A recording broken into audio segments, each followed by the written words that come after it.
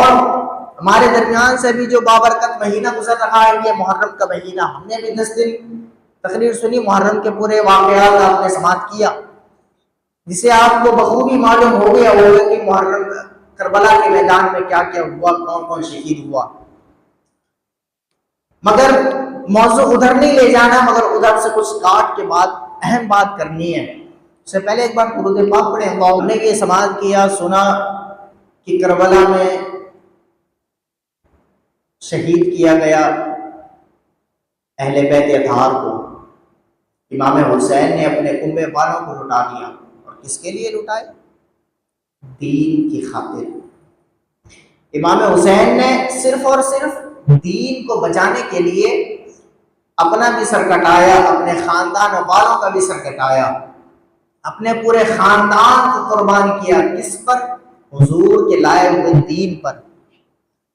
اور امام حسین نے جو دین کو بچانے کے لیے جو اپنی قربانی دی، اپنے بچوں کی قربانی دی، اپنے گھر والوں کی، اپنے خاندان والوں کی قربانی دی، تو کیا وہ اپنے لیے تھا؟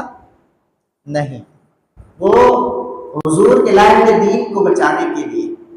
اور آپ نے یہ واقعہ بھی سنا ہوگا، جب حضرت امام حسین نے جب حضرت علی اصغر کو یزیدیوں کے سامنے لے کر کے آئے پانی کے لیے، کچھ پانی مل جائے حضرت علی اصغر کو، جو سب سے چھوٹے تھے اس 72 میں، جو سب سے چھوٹے تھے حضرت علی اصغر، ان کو جب پیش کیا تو یزیدیوں نے دور سے ہی ان کے علی اصغر پہ تیر چلا دی۔ جب تیر چلائے انہوں نے تو حضرت علی اصغر کے گلے پہ تیر لگی، اور خون کا جو پھوارا تھا وہ حضرت امام حسین کے چہرے پر پڑا۔ تو امام حسین نے وہاں پر کھڑے ہو کے رویا نہیں، انہوں نے رب کی بارگاہ میں سے ہاتھ اٹھایا اور بولے مولا یہ میری چھوٹی سی قربانی ہے، تو اس کو بھی قبول کر لے، تو اس کو بھی قبول کر لے۔ اگرچہ وہ اپنے لیے کرتے، کیا وہ رب کی بارگاہ میں پیش کرتے اس قربانی کو؟ نہیں۔ اس سے ہمیں پتہ کیا چلا کہ امام حسین نے جتنی بھی قربانیاں دی اپنی اور اپنے گھر والوں کی، اپنے خاندان والوں کی، وہ صرف اور صرف دین کو بچانے کے لیے اور اللہ اور اس کے رسول کو راضی کرنے کے لیے۔ مگر ہم نے یہ تو سن لیا کہ شہید ہوئے کربلا میں 72، سب کی شہادت بھی ہم نے سن لی، ہم اور آج کے دور میں ہم بھی یہ دعویٰ کرتے ہیں کہ ہم بھی حسینیت کا دعویٰ کرتے ہیں، بالکل ہم حسینی ہیں۔ مگر میں نے جو پچھلی تقریر کی تھی میں نے اس میں بتایا تھا کہ ہم حسینی ہونے کا دعویٰ کرتے ہیں، مگر امام حسین نے جو ہمیں بتایا وہ ہم نہیں کرتے عمل۔ ہم اتنے دور ہو چکے دین سے، اتنے دور ہو چکے ہیں کہ آج بھی مسجد ویران پڑی رہتی ہے۔ ہم اتنے دور ہو چکے ہیں دین سے۔ یہ مسجد میدان میں صرف اس میں ٹائلز لگا دینا، لائٹ لگا دینا، یہ مسجد کو آباد کرنا نہیں ہے۔ مسجدیں آباد ہوتی ہیں تو وہ سجدوں سے آباد ہوتی ہیں۔ مسجدیں آباد ہوتی ہیں تو کس سے ہوتی ہیں؟ تھوڑا زور سے بولیں تاکہ آپ لوگ کو بھی نیند ختم ہو جائے، تھوڑا زور سے بولیں، سجدوں سے آباد ہوتی ہے۔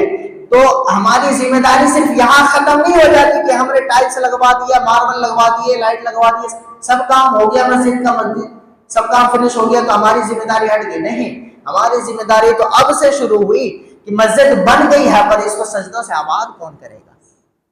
اس کو سجدوں سے آباد کون کرے گا؟ امام حسین کہ اگر ہم زندگی پڑھیں تو ہمیں کہیں نہیں ملے گا کہ امام حسین نے ایک وقت کی نماز قضا کی ہو۔ یہاں تک کہ وہ پیاس کا عالم، وہ گرمی کی شدت، میدان کربلا میں بھی امام حسین نے نماز کو قضا نہیں کیا۔ امام حسین نے میدان کربلا میں بھی نماز قضا نہیں کیا۔ مگر ہمیں تو کوئی کربلا جانے نہیں کہا جا رہا ہے، ہمیں تو تلوار اٹھانے نہیں کہا جا رہا ہے، ہمیں تو اپنے بچے گھر والے شہید کرنے نہیں کہا جا رہا ہے، ہمیں تو کوئی اپنی قربانی دینے کے لیے نہیں کہا جا رہا ہے۔ مگر ہم نے دین کو اس لیے سستے میں لے لیا۔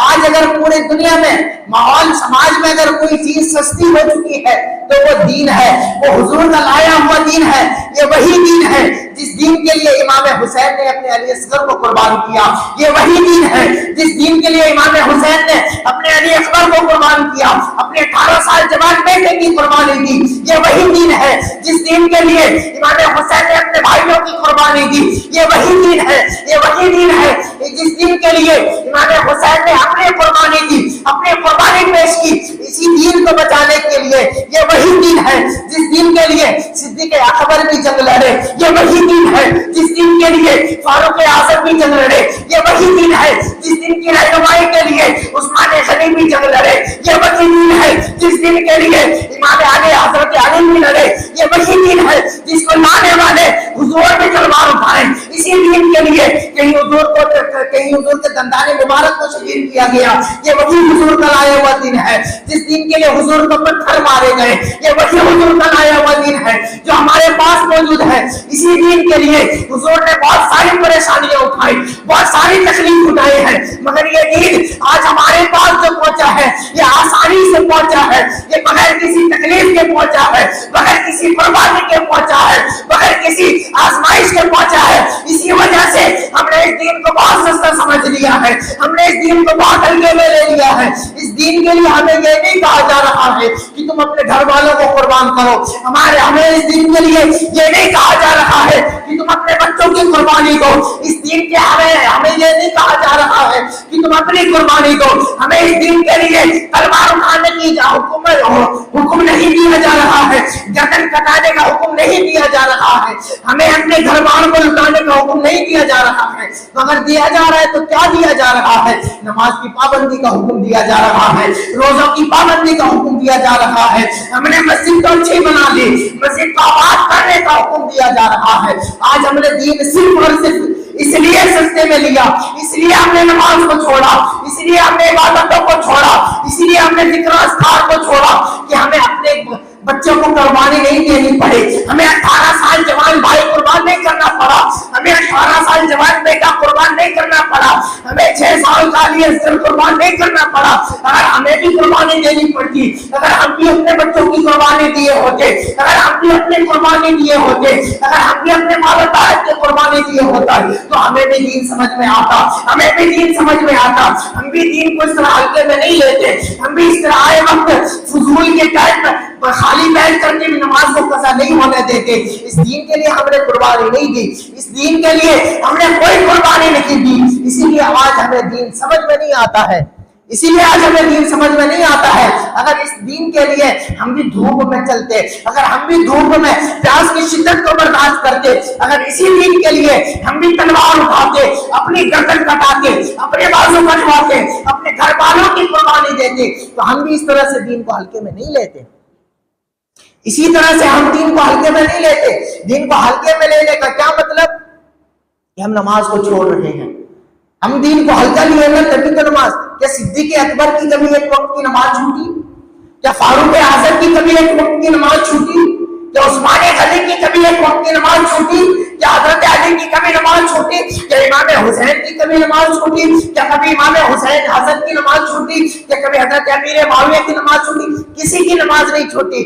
آپ نے ہر وقت میں نماز، سب سے پہلے جو ترجیح دیا کسی چیز کو تو وہ نماز کو ترجیح دیا آپ نے۔ مگر آج ہم کیا کر رہے ہیں؟ ہم کیا کر رہے ہیں؟ ہم نے سب سے پیچھے اگر کسی کو سمجھ لیا تو وہ نماز ہے۔ ہم نے اگر کسی چیز کو سب سے پیچھے چھوڑ دیا ہے تو وہ نماز ہے۔ اللہ رب العزت قرآن میں فرماتا ہے وَمَا خَلَقْتُ الْجِنَّ وَالْإِنسَ إِلَّا لِيَعْبُدُونَ، ہم نے انسانوں اور جناتوں کو صرف اور صرف عبادت کے لیے پیدا کیا، صرف اور صرف عبادت کے لیے۔ اور انسان کیا کر رہے ہیں؟ صرف اور صرف کمانے میں لگے ہیں۔ بہت کڑوی ہے مگر سچ ہے، بہت کڑوی ہے مگر سچ ہے، جو حقیقت ہے وہی بیان کر رہا ہوں میں۔ آج اللہ رب العزت نے کیا بتایا، کیا بیان کیا قرآن میں؟ ہم نے انسانوں اور جناتوں کو صرف اور صرف عبادت کے لیے پیدا کیا۔ ہمیں اللہ نے کیوں پیدا کیا؟ عبادت کرنے کے لیے اپنی۔ مگر ہم کیا کر رہے ہیں؟ اپنی آخرت کو برباد کر رہے ہیں، اپنی آخرت کو ہم برباد کر رہے ہیں۔ ہم آخرت کی کچھ بھی تیار نہیں۔ آج سب کو پتا ہے نا، سب کا یہ عقیدہ ہے نا کہ قیامت آنے والی ہے۔ تھوڑا زور سے بولیں، سب کا عقیدہ ہے نا، ہم سب کو پتا ہے کہ قیامت آئے گی، اور ہمیں یہ بھی پتا ہے کہ میدان محشر میں اللہ رب العزت کے سامنے کھڑے ہو کر کے ہمیں حساب دینا ہے۔ اللہ رب العزت کے سامنے، اللہ رب العزت کی بارگاہ میں کھڑے ہو کر کے ہمیں حساب دینا ہے، اور وہاں حساب کا معاملہ یہ ہوگا کہ کہ ہماری زبان اگر نہ بولے تو ہمارے ہاتھ کو زبان دے دی جائے گی، ہمارے پیر کو زبان دے دی جائے گی، ہماری آنکھ کو زبان دے دی جائے گی، ہمارے کان کو زبان دے دی جائے گی، ہمارے جسم کے اعضاء کو زبان دے دی جائے گی۔ آپ ذرا غور کریں، یہ ہاتھ ہمارے لیے دونوں طرح کی گواہی دے گی۔ ہم نے جو اس ہاتھ سے اچھا کام کیا، ہاتھ اس کی بھی گواہی دے گی، ہم نے اس ہاتھ سے جو غلط کام کیا، ہاتھ اس کی بھی گواہی دے گی، یہ پیر اس کی بھی گواہی دے گی جو ہم نے اچھا کام کیا ہے، اور وہ کان کی بھی گواہی دے گی جو ہم نے غلط کیا ہے۔ آپ ذرا غور کریں، آپ ذرا اندازہ لگائیں، یہ ہاتھ اگر ہمارے خلاف بول پڑے، یہ ہاتھ اگر ہمارے خلاف بول پڑے، یہ پیر اگر ہمارے خلاف بول پڑے، اگر یہ ہاتھ بول پڑے اللہ رب العزت کی بارگاہ میں، یا اللہ اس نے مجھ سے وہ کام لیا ہے جس سے تو اور تیرے رسول نے روکا ہے، اگر یہ پیر ہمارے خلاف بول پڑے، یا اللہ اس نے ہم سے وہ کام لیا ہے کہ جس سے تو اور تیرے محبوب نے روکا تھا، یا آنکھ اگر ہمارے خلاف گواہی دے دے اللہ رب العزت کی بارگاہ میں بول پڑے کہ یا اللہ اس نے میرے سے وہ چیز دیکھی ہے جس سے تو اور میرا محبوب نے روکا تھا، جس سے تو اور میرے محبوب نے منع کیا تھا دیکھنے، اس نے میرے اس کان سے وہ چیزیں سنی ہے جس سے تو اور میرا محبوب منع کیا تھا، تب ہمارے پاس کیا جواب ہوگا؟ تب ہم کہاں منہ چھپائیں گے؟ تب ہم کیا کریں گے؟ ہمارے پاس کوئی جواب نہیں ہوگا۔ اللہ رب العزت کی بارگاہ میں ہمیں کھڑے ہو کر کے جواب دینا ہے، ہر ایک چیز کا جواب دینا ہے، پیدائش سے لے کر کے باقی گود سے لے کر قبر کی گود تک ہم نے جتنے بھی ایام گزارے، جتنے بھی زندگی گزاری، جتنے بھی دن جیے ہیں، ہر ایک سیکنڈ کا جواب دینا ہے، ہر ایک چیز کا جواب دینا ہے۔ اس ہاتھ سے اگر ہم کسی کا اچھا کر رہے ہیں تو وہ ہاتھ اچھائی کی گواہی دے گی، اگر اس ہاتھ سے ہم کسی کا برا کر رہے ہیں یہ ہاتھ وہ برائی کی گواہی دے گی۔ یہاں تک تو یہ بھی ہے کہ جہاں ہم جس جگہ بیٹھ کر کے اچھا کام کیے ہیں تو اللہ رب العزت اس جگہ پر بھی زبان دے گا، وہ جگہ بھی ہماری گواہی دے گی۔ جس جگہ پہ ہم نے اچھے کام کیے ہیں وہ جگہ اچھائی کی گواہی دے گی، اور جس جگہ پہ ہم نے برے کام کیے ہیں اس جگہ برائی کو برے کام کی گواہی دے گی۔ اچھے کام کی تو بات ٹھیک ہے، ہم نے آپ سے اچھا کام لیا، اللہ ہاتھ رب کی بارگاہ میں عرض کرے گی کہ یا اللہ اس یہ نماز جب پڑھتا تھا تو یہ میرے اس کا ہاتھ کا سہارا لیتا تھا، تو یہ جب وہ نماز پڑھتا تھا یہ پیر کا سہارا لیتا تھا کھڑے ہونے کے لیے۔ آنکھ اگر ہمارے گواہی دے کہ اللہ جب یہ قرآن پڑھتا تھا تو اس آنکھ سے دیکھتا تھا، یہ زبان اگر ہمارا زبان اگر کہہ دے کہ اللہ جب یہ قرآن پڑھتا تھا تو ہم یہ اس میرے کو استعمال کرتا تھا، یہ جب کان ہمارے لیے گواہی دے کہ اللہ یہ جب بھی سنتا تھا تو نعت رسول سنتا تھا، قرآن پاک سنتا تھا، یہاں تک تو بات ٹھیک ہے، یہاں ہمارا بیڑا پار ہو جائے گا۔ مگر یہ ہاتھ جب ہمارے خلاف گواہی دے، یہ پیر جب ہمارے خلاف گواہی دے، یہ آنکھ جب ہمارے خلاف گواہی دے، یہ کان جب ہمارے خلاف گواہی دے، جب یہ سب ہمارے بلائی کی گواہی دے تو پھر ہم کہاں جائیں گے؟ پھر ہمارا کون ہوگا؟ وہاں پرسان حال کون ہوگا؟ وہاں تو ایک نیکی کے لیے کوئی نہیں پوچھے گا، وہاں تو باپ بھی بیٹے کو انکار کر دے گا پہچاننے سے، بیٹا باپ کو انکار کر دے گا پہچاننے سے، ماں بیٹی کو انکار کرنے کی پہچاننے سے، بیٹی ماں کو انکار کرنے کی پہچاننے سے، بھائی بھائی کو پہچاننے سے انکار کر دے گا، تو پھر بتائیں وہاں ہمارا حال پوچھنے والا کون ہوگا؟